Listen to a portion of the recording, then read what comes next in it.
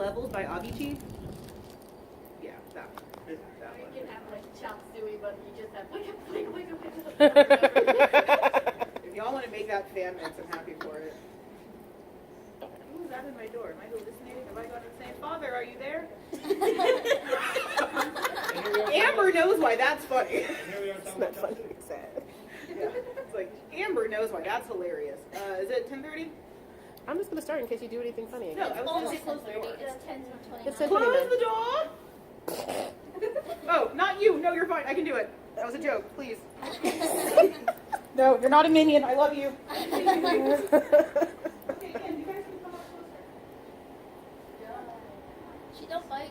She just yells. Yes, I do.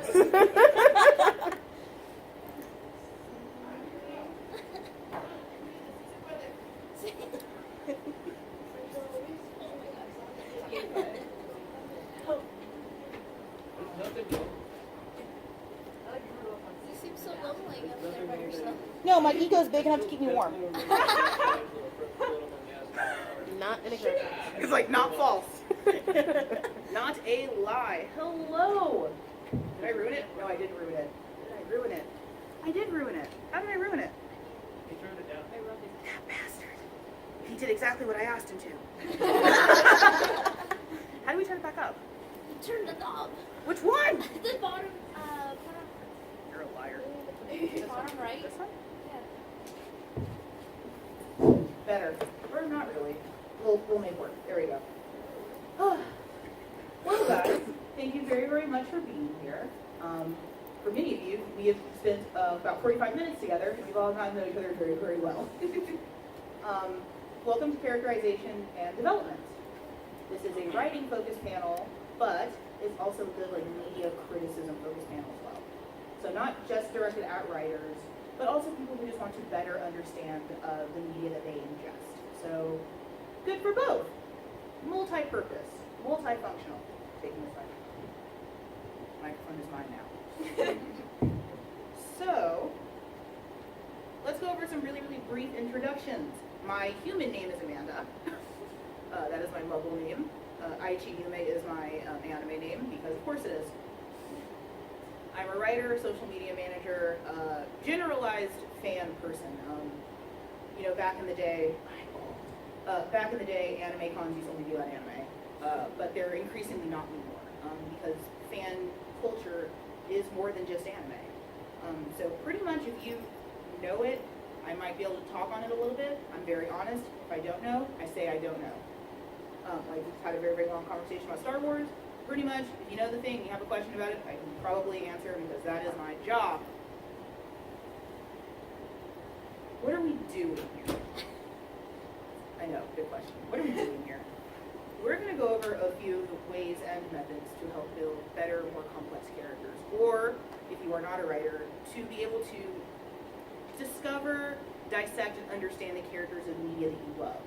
So if there is a series that you really, really love, and there's a character who does something that personally offends you, which I feel like everyone has that one series. Does everyone have that one series of I love this concept and hate how it's executed? Raise your hand if you do. Let's do that autopsy. Let's figure out why. Let's figure out why this character personally offended you and hurt you. We're going to backpedal really fast. These are methods that are somewhat tried and true, but they're also going to be highly subjective. This is not going to work for everyone, and if it does work for you, wonderful. If it doesn't, I will do my best to help you find the ones that do work for you. Now we're really going to get started. Step 1, know your source material. How many of you have read a fan fiction written by a person who clearly has never seen the show? Is that not a huge problem? We were talking about Star Wars The Last Jedi earlier. One of the biggest issues that I felt like I had with The Last Jedi, and I know a lot of people did as well, was just a general feeling that Rian Johnson did not understand Star Wars. And not in the pejorative, oh, that's not how the Force works. No, I'm not going to limit Space Jesus powers. I'm not, that's limitless. I'm not going to say what the Force can and can't do. But just a general lack of understanding of character motivations, of what these people are and what they mean. Know your source material. That does not mean that things are not up to interpretation. Being an old writer especially, there were plenty of characters that I wrote about that if I wrote them as they were, nothing would happen. If you created a sim of this character and let them run around, there would be nothing. So it's okay to take some liberties with things as a writer, or if you're reading another iteration of a thing, that of course things are going to change. We're not going to have the same Captain America that we did right after 9/11, who was so jingoistic he had to hang out at the old folk home because everyone was too politically correct. We can't go back to that Captain America ever again. Do y'all not remember that Captain America? Oh my god, it was the Ultimate Avengers. It was like right after 9/11, and it was that Captain America who had like the huge chest, and he was like so jingoistic and like hated everyone. It was like super American, and he had to like hang out at the old folk home because he was, you know, not politically correct, and he was offending all the daisies, and it's like, oh, Steve, what are you doing? What are you doing, Steve? But no, yes. To be fair, though, he was frozen, and then, you know, because he was back from the 50s. Sure, and that was the exact excuse they used. And then when it happened again in the Avengers under the great direction of Chris Evans, they took that and just made him nice. You can have someone be out of touch and out of time and have them not be an abject jerkwad. There are ways to do that. Hello! Welcome! Is that a fair assessment to all of you to know the source material of the thing you're going to create? Questions, comments, concerns? No? Okay, we're going to move along then. Know yourself. And I know that's hard to do, but whenever I approach a thing or a character, I always try to say, why am I doing this? For me, especially, it comes down to, I feel like I have an opinion, a voice, a perspective that needs to be illuminated. And if that is not the case, I sit down. Especially on the internet sometimes, it's easy to try to dip your spoon into a bowl that is not yours. And sometimes it's great. Sometimes you learn something new. Other times you offend a bunch of people by using something that is inherently a slur. Know yourself. Know why you're doing this. And when it comes to analyzing characters, know why this bothers you. So I always say I'm a reformed anime misogynist. I hated female characters for a very long time. Went out of my way to not pick female characters. And someone finally challenged me. I'm like, why do you not like female characters? And it's like, because their weakness makes me feel weak. Their weakness, their passivity, their lack of agency reminds me of all the times in my life when I felt weak and passive. And I needed strength. I needed someone who took their life into their own hands, and female characters weren't doing that. Yes? I think everyone has their one. She wouldn't be the first that comes to mind for me, but yeah, I respect that answer for you. But knowing yourself and knowing, one, your biases before you go in, and two, then why this bothers you particularly, I think is really liberating and freeing. Because yeah, it took like 10 years of being an anime misogynist and finally realizing like, wait, it's not that I'm a misogynist, I hate women writing. It's not that I don't like women, I don't like the way that too many writers write female characters was the problem. And thus that changed how I approached female characters, and it changed how I approached talking about them and analyzing them, because I realized that I was putting too much on them. I was putting all the weight of the world on one bad character, and that's just not fair. That's inherently just not fair. You can have a weak character and not be a personal affront onto you. Fair? Good? I do love questions. You guys can ask me questions. Research.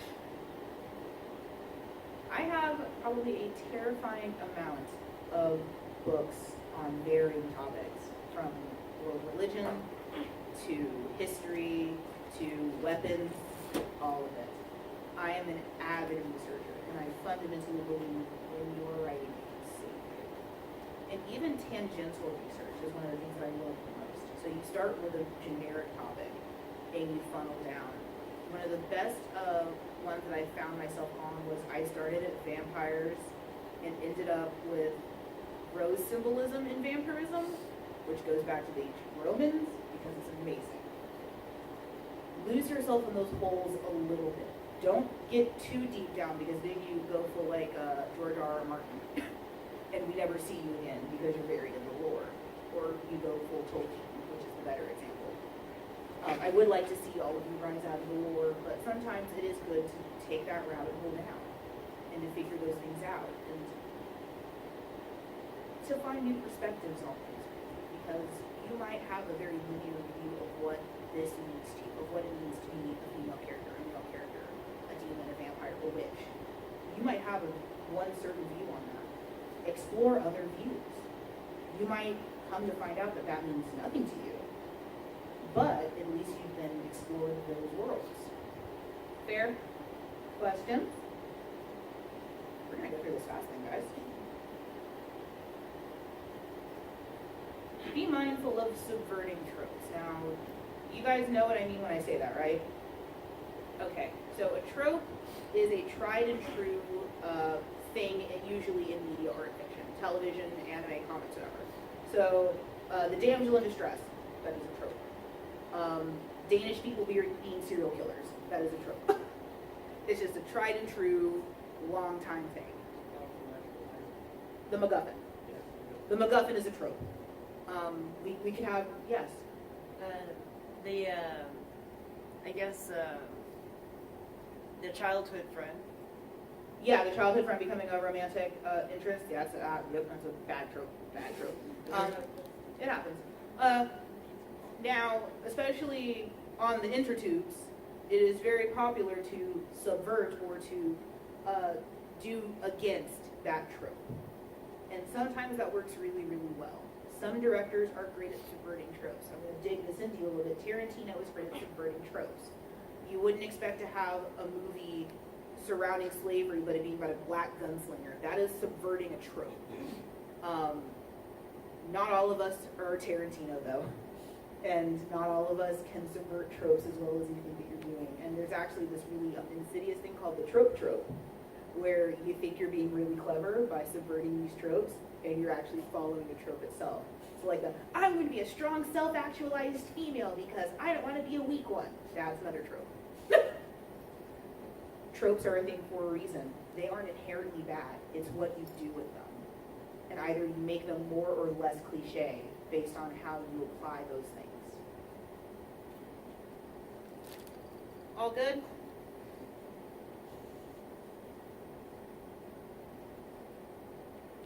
Now, I am an anime fan. One of the biggest reasons I fell into anime was that not everything had a happy ending. But I also like comic books a lot. And especially in comic book movies, there has been this desire that everything needs to wrap up very, very neatly. And that drives me insane. Because actual comics are nothing like that. I blog a lot, and one of my recent reviews was Into the Spider-Verse, and I won't spoil for anyone who was there, but one thing I complained about a lot was a lack of tension. Is that you can definitely tell that comic book movies, because they're trying to build franchises, you know that these guys are going to be okay. And as someone who read comics a lot, tell me if this reference goes over your head, Death in the Family, where Jason Todd was gone for a really long time. And that actually they voted to happen. Yeah. So when I say Death in the Family, who knows what that is? Story time, kids. So Batman has multiple Robins. Dick Grayson is not the only Robin. His second Robin was Jason Todd. And Jason Todd was everything that Dick Grayson wasn't. He was a smart ass, he was funny, he was charismatic, he was all those things that Dick Grayson wasn't. Fans hated him though. We don't really know why. It was a different time being the late 80s.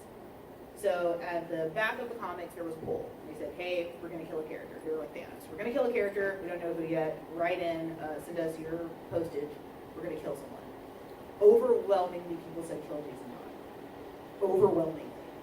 And the writers were like, we got you.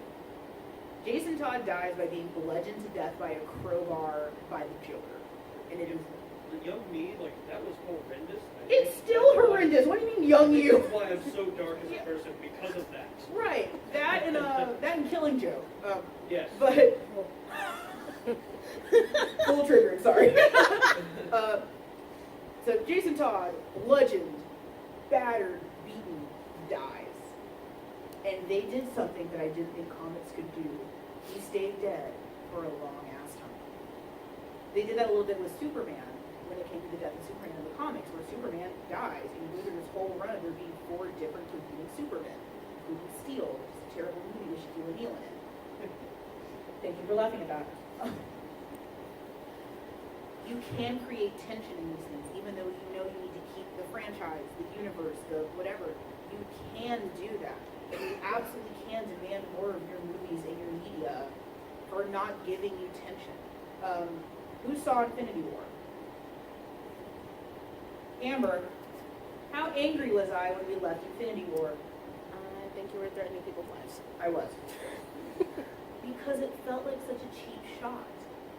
We all know these characters are fine, and even the ones that we don't, we're not surprised. We know Robert Downey Jr. is tired and wants to go home and take a nap. We know that. We know Chris Evans never wants to be Captain America again. We know that. It was just such a cheap, unnecessary shot to do it that way. Because you've established no real stakes in this universe. It wasn't like in Death in the Family where it's like, oh, they really killed Jason Todd. And then when he came back as the Red Hood, it was like, it was a genuine surprise. I get none of that. I got none of that leaving Infinity War. Like, okay, cool, so we're getting a Black Panther 2, we're getting a Black Panther 5, Tom Holland's gonna be back next week, it's cool, whatever. And that bothered me so much as someone who's grown up with a lot of these characters. Now, I understand that for many of us who have had less than stellar existences, fairy tale endings are remarkably cathartic. It's nice seeing everything just go well for once. I will not take that from you if that's what you want.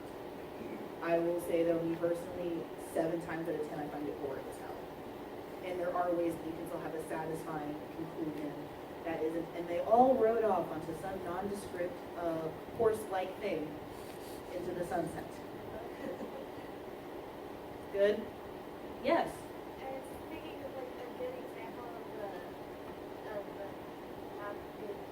happy fairy tale. I think was Nausicaa Valley of the Wind. It is a very melancholic. Right, and I honestly, Miyazaki is great about that. I don't think any of his movies really end well. Because like, if you think about the implications of all of them, I don't think really any of his movies have like everything is great. Yes, Anya? She still has issues with her family and stuff. Like, that didn't get resolved. She just started ignoring it, which I mean,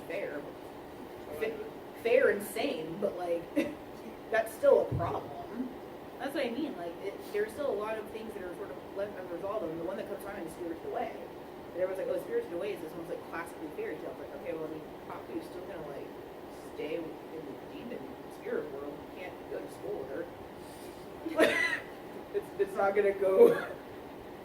It's not gonna go full anime, and he's just gonna like show up one day in the class next to her. He still has water spirit stuff to do. So I do understand why we love fairy tale endings. They're beautiful. They're fun. It is always nice to see that. But to me, it's kind of like a cupcake, which you're going to laugh because you know I can't eat cupcakes.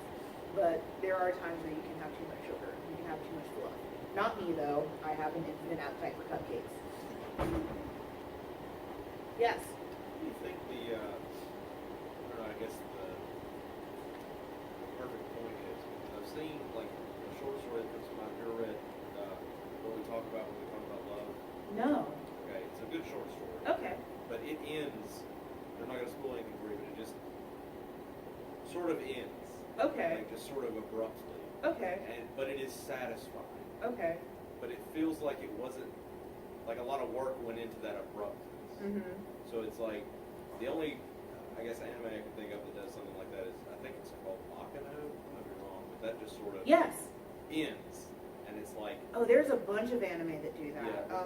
So we're gonna have a whole chapter on endings. Okay. So let's put a pin in that for now. But to bring it back to the fairy tale ending, yes, I do think that you tend to get that when things go on for too long. Like Naruto had that problem, where they had to ship everybody off because we've been doing this for 15 years and we gotta have conclusions. How hollow was it though? Even if you finally got to see your ship sail after 15 years, it felt really unsatisfying. Or am I projecting? Was anyone else unsatisfied? Thank you. Inuyasha had that for me. I hope we get that sigh. I hope that sigh was captured. Inuyasha had that problem for me. Inuyasha might be one of my first anime. And then I saw that ending, and I was like, and everyone lived happily ever after. Moroku's still gonna die. They never solved that. Moroku maybe has like 3 years left, and now he has 15 children that he has to leave behind. You've made the problem worse, Rumiko. You didn't fix anything, Rumiko. Especially when things go on for too long, you want everything wrapped up in details. Because at that point, you've held the audience hostage since they were children. Inuyasha ended when I was in college, and I started that show before I was a teenager. I had been held hostage by that show for 15 years. Like Pokemon. Well, but Pokemon's episodic. That can go forever. I don't care. One Piece can go on forever. We're never going to find that treasure. Whatever hope you guys have of finding that treasure, abandon all hope even when you're here. You're never going to find that treasure. The treasure is inside of you all the time. The treasure is the journey and the friends you make. Though some of them are useless. Most of them are useless. Good on fairy tale endings? Yay! What is this? If you say a cup, I will hit you. No, not It's working. in there. Yes. I can't remember the exact name for it, but the Japanese use the gold to Come here. fix it. Come here. Come here. Come all the way up here. Come here. Yay! Yay! This is kintsugi, the art of mending imperfections with gold. Now, I will be very honest. I have a few mental illnesses. So, realistically. So, the blank slate girlfriend homunculus, who is just an amalgamation of every trope and has had not a single problem in her entire life, makes me want to vomit. Your Torus, your Kagomes, your all of that, I wish they were to all pile into one Fiat and drive off of a cliff. Now, there is nothing wrong with imperfection. I am far from perfect, despite the 20 layers of foundation I have on my face right now. But the caveat to this is, you cannot have characters that are so broken that they are unlikable. And that is a huge problem that we have nowadays, that people are using these buzz terms, psychological terms, like in the car we were talking about Sherlock, we were talking about BBC Sherlock. And one of the first things that Sherlock says is, I'm a high-functioning sociopath. No, you're an asshole. You're not a high-functioning anything, you're a jerk. There's a difference. Call a spade a spade. When a character is a jerk, they're a jerk. Do not ascribe to them a thing to rationalize their jerkness. Because then if you say, well, they have anxiety, you've offended people with anxiety. Well, he has bipolar. You've offended people with bipolar now. No, it's just not fair. Sometimes a spade is a spade, a jerk is a jerk. Now, does mental illness sometimes make you a not kind version of yourself? I was very not nice in front of the mirror doing my makeup today in the bathroom. So yeah, it does. Sometimes it does. Never use that, though, as a brushstroke over a character who is problematic and terrible. The line that I used the last time I did this panel was, do not take a cup and then take a hammer, break the cup, and then say, now it's perfect. Don't do that. The whole point about kintsugi is to blend in those cracks, but to highlight them, to show their strength. When you have less than ideal circumstances, when you have that comic book character past, sometimes it does form you into a beautiful disaster that can withstand earthquakes and move mountains. Sometimes it doesn't. Sometimes it leaves you a puddle on the floor crying over a TV show. You're not always going to be a beautiful, perfect cup, and that's okay. I don't want you to be. I know I'm not. But don't intentionally break your characters and abuse your audience. And that goes for media criticism as well. If you see a character who is awful, I was angry at Sherlock for a very long time because of that one line, a high-functioning sociopath, you're a jerk. You're a jerk to everyone around you. Stop it. Fair? As far as resources go, if you have it in your mind that you want a character with a condition, don't diagnose yourself, and then two, research that condition a little bit. So a lot of people will use like pop psychology, like, oh, well, this is schizophrenia. That's dissociative identity disorder. That is not schizophrenia. Or, well, this is depression. That is not depression. So if you are going to do those things, that goes back to that research tab of don't do anything just because. If you really want a character with anxiety, look at anxiety. Now again, don't take that and then diagnose yourself because you'll end up with 15 illnesses that are not yours. Because I'm pretty sure if you open up the DSM, the diagnostic manual, you will leave with, cool, I have everything, thanks. And that's not fair or healthy to you. That's a problem with medical students, is if you diagnose themselves with things. Yeah, it's like, oh cool, I have Cushing's disease. Like, no, you don't. You have a cold. You have a cold because you haven't eaten a meal. Questions, comments, concerns? Yes. Do you think you could parody the imperfections of a character to an extent? I think you could. I think you could. I think then you struggle with you're either doing this too subtly or you're doing this too cartoonishly, which if it's parody, then that's fine. One of the biggest things that's hard to show like on TV a lot is like things like depression and anxiety, because they tend to make it sound like it's always this crippling, overbearing thing. I have very high functioning anxiety. I'm anxious all the time. It isn't always I'm under a table. It is sometimes though. Or you'll get that a lot with how the internet views introversion. So I'm proud to say that I'm an introvert, even though I am on the stage right now talking to all of you. Yes. I only ask because I'm an off-road critic. Oh. Yeah. That's always an interesting thing because yeah, I do take personal umbrage with how like the internet will portray things, especially the introverts thing. Like, oh, introverts are not this internet hobgoblin that has a cocoon of comic book pages and mainlines Coca-Cola and loves canceling plans. No, that's a rude person.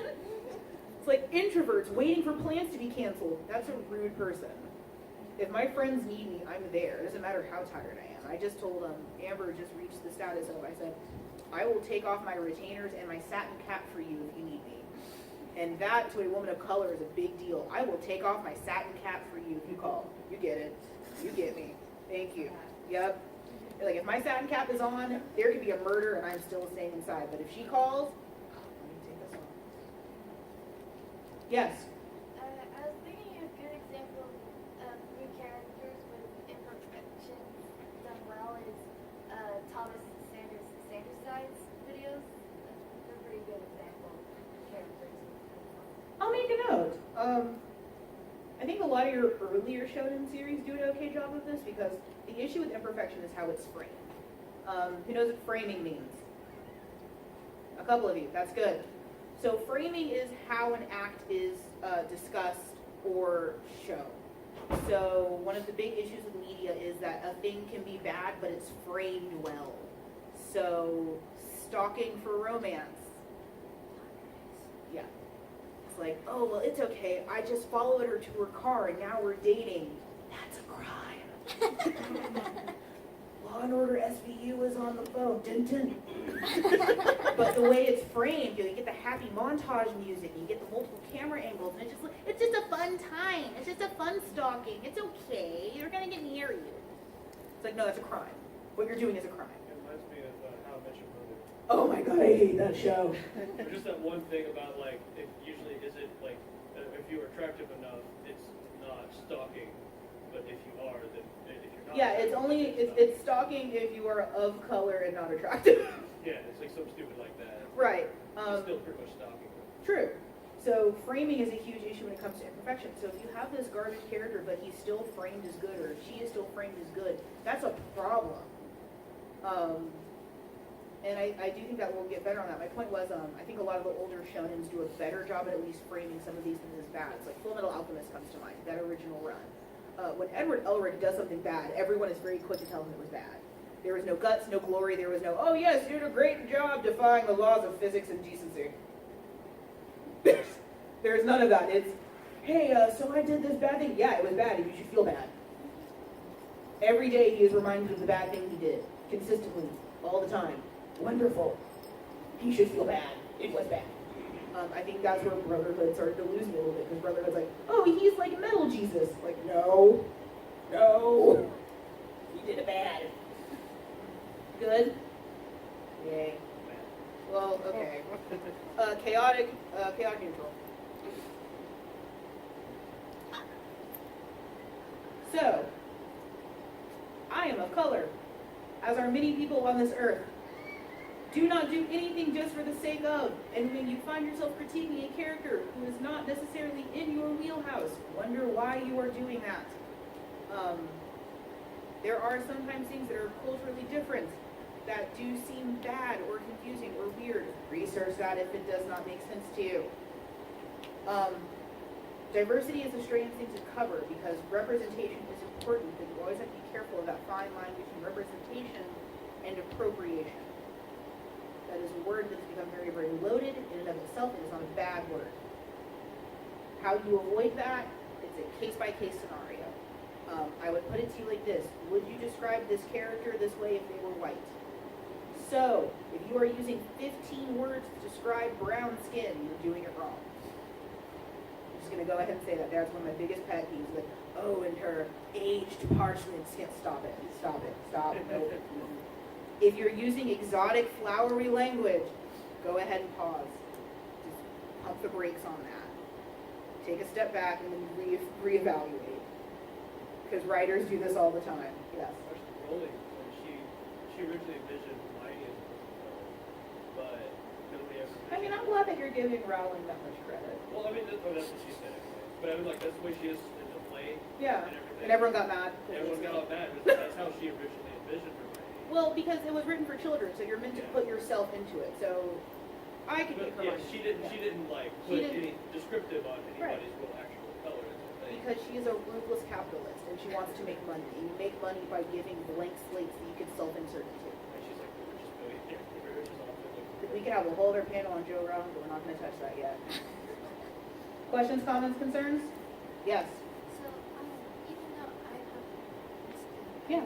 never lived in Korea, and Mhm. I don't know what's and I wanted, like, I was very curious about like how they treat LGBT people over there. Mhm. I looked it up, and I got so sad because you can literally break apart your family just for being gay.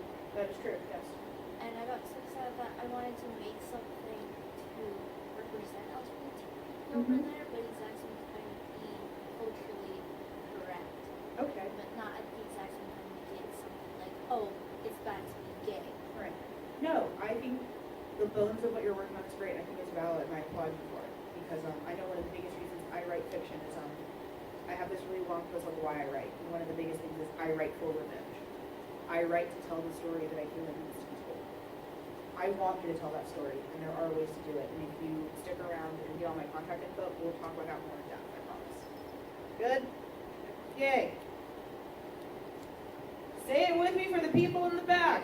Gender and sexual orientation are not character traits. Say it for me. Gender and sexual orientation are not character traits. For the love of God, if you start a character with the tagline gay, I will punch you in the throat. You should not rest character on those things. Now, it will be important to their journey. If you want to have a trans character, first of all, I want to know why. Is it because it's something you want to explore? Are you looking to work things out? Or are you just trying to do something different? Okay, cool. Do your research, because you stand to really offend people by doing that representation wrong. When I say research in every slide, this is what I mean. You stand to really do harm when you play into the tropes that people will tell you, like that bisexuals are only whores. That is a trope that is painful and hurts actual bisexual people. Now, again, these can be a part of that character. It should not be their character. You should not have the magical gay guy who can fix your closet and get you a new man and Stella got her groove back. That's not fair to gay people. I'm heated about this because I stand to be affected by that representation. I am LGBTQ, and I'm very proud to be so. Again, there is no shame in making these characters that way. I love seeing characters now that are more inclusive, that are pan, that are bi, that are trans. I love that. Do it right and do it well. None of these things are character traits in and of themselves. They are still complex, fully fledged people. It just happens to be a part of them. Is that a fair assessment to ask of you guys? Cool, yay.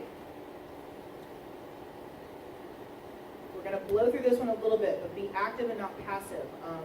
We were talking about Star Wars earlier. One of the biggest issues that we had between Star Wars was that a lot of people gave Rey a hard time in comparison to Jyn in the two most recent movies. Most people didn't like Jyn because she didn't do anything. That whole movie was a lot of her being dragged around by people. Who was satisfied with that? Not me either. It's pretty boring. And that happens to male characters as well. There are plenty of like Jerry Stu main males who are like, how did you just fall into this like hostage situation? How did that happen? Whenever you can, try to have active characters as your protagonists. Antagonists, side characters, they can be as passive as they want. Fair? Yay. Your stakes and your consequences are going to be important, and that will help separate the bad characters from the good ones. If you watch a show and the women are immediately given a task that is sewing and the men have to fight a war, you're in for a bad series. Create your consequences. Yes. Just reverse it. Make the men. Well, not necessarily. Make it on par to the series. Then don't make all the women just fight a war while the men basket weave. That's just boring. Just have the men sitting around baking cookies. That's just as unsatisfying. So I would watch the hell out of that. Make it on par for what you're working on. Fair assessment? Yes. There are series though that focus on that sort of thing. Mhm. Like say it focuses on the women who are sewing, like their interpersonal relationships. Right. And are at war. Yes. I feel like that's just as interesting as like say women's perspective. It can be in small doses. So to me, like Game of Thrones comes to mind a little bit, where it's just as cool watching women be duplicitous and mean as it is watching Jon Snow be angsty and the whatever. But it is cool just watching like women being like catty and duplicitous and cool sometimes, but in like small doses spread out over a long period of time. Yes. But what about Godfather, the whole movie trilogy? Because like it does deal with sexism and stuff. It does. Yes, it does. So again, per the series, that makes sense for that because it was a different time. But if you have like a Naruto or something like that, where like the women's challenges are here and the men's challenges are up here, that's not fair to anyone. Yes. Thinking another good example of the good balance of stakes and consequences is the Adventure Zone podcast, The Balance Art. Mhm. It has a good balance to that, especially in the suffering game Mhm. arc of that. It's really good. Cool. We good? Yes. Moving on. Y'all, if you've been working on a thing for 5 days and you have not seen the sun, take a break. You are doing nothing but hurting yourself. Now, if you're on a deadline, take a moderate break. I've had to walk away from series for years sometimes, writing and reading, so I could recalibrate and get myself together. Know when to walk away, and that's going to be deeply personal, and it's going to depend on you and what you're working on. Sometimes I have to take more breaks than others. Sometimes I can just power through it. Good? Yay. There's too many series that I don't see an end for them, and that frustrates me. I know how hard it is to end something you've been working on. I know that. But you do a disservice to your readers by continuing on a thing that doesn't need to continue. And you also do a disservice to yourself because it holds you in a place. I wrote the same thing for 10 years. And I finally finished it to promptly pick up again somewhere else. That's okay, but I had to do that ending. I had to, for my soul, I had to. I had to put an end to that chapter of my life. And I understand there is a lot of relative luxury in being able to do that. But I think it is important to have an end in mind. If you are a person that outline your ending, and then just get there. How? You don't know yet, but you will get there. The same thing goes for shows that you're looking at. I think one of the biggest criticisms that I have with a lot of shows is just you need to stop. You you've been going on for too long. Case closed. So you need to end.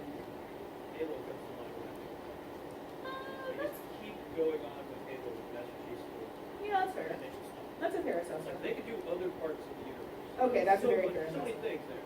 But they could just stop with Master Chief's after. Okay.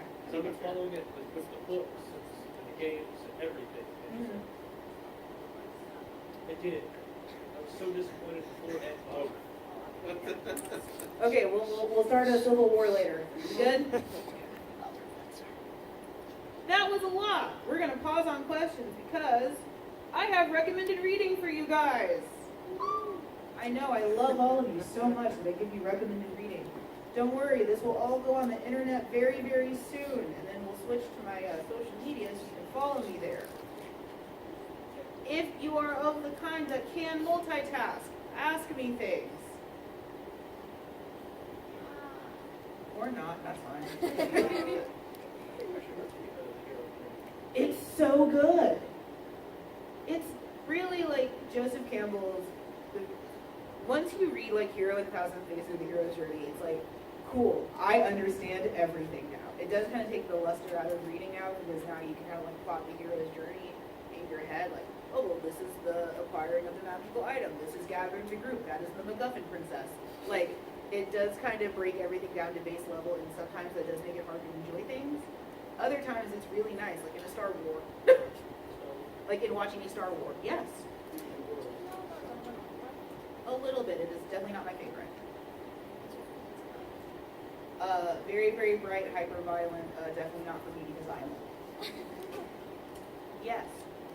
I actually have a question back to the diversity ones that I forgot. It's okay. Do you think there can be a point where there's too many characters of like different races, religions, different sexualities, or do you think it's better if it's like all of them?